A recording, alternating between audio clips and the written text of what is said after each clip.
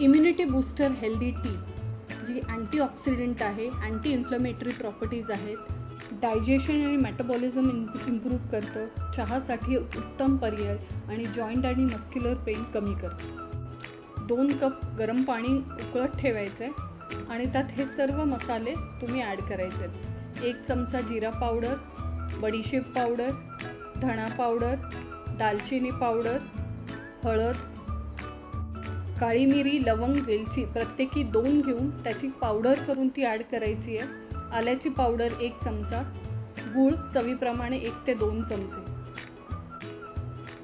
ओवा 1 चमचा. आता मी हे सगळे पावडर अवेलेबल होते म्हणून पावडर फॉर्ममध्ये घेतलेत. तुम्ही अख्खे घेऊन ते वाटून पावडर रेडी करू शकता. आता हे चहा अर्धा झाला 1 कप की गाळून एन्जॉय करायचं.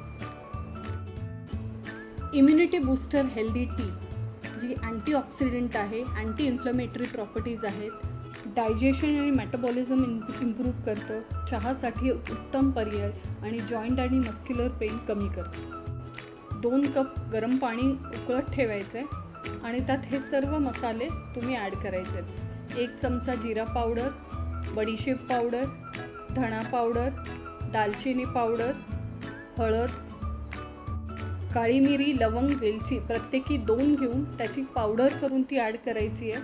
आल्याची पावडर 1 चमचा, गूळ चवीप्रमाणे 1 ते 2 चमचे, ओवा 1 चमचा. आता मी हे सगळे पावडर अवेलेबल होते म्हणून पावडर फॉर्ममध्ये घेतलेत. तुम्ही अख्खे घेऊन ते वाटून पावडर रेडी करू शकता. आता हे चहा अर्धा झाला 1 कप की गाळून एन्जॉय करायचं. इम्युनिटी बूस्टर हेल्दी टी जी अँटीऑक्सिडंट आहे, अँटी इन्फ्लमेटरी प्रॉपर्टीज आहेत, डायजेशन आणि मेटाबॉलिझम इम्प्रूव्ह करतं, चहासाठी उत्तम पर्याय आणि जॉईंट आणि मस्क्युलर पेन कमी करतं. 2 कप गरम पाणी उकळत ठेवायचं आहे आणि त्यात हे सर्व मसाले तुम्ही ॲड करायचे आहेत. 1 चमचा जिरा पावडर, बडीशेप पावडर, धणा पावडर, दालचिनी पावडर, हळद, काळी मिरी, लवंग, वेलची प्रत्येकी 2 घेऊन त्याची पावडर करून ती ॲड करायची आहे. आल्याची पावडर 1 चमचा, गूळ चवीप्रमाणे 1 ते 2 चमचे,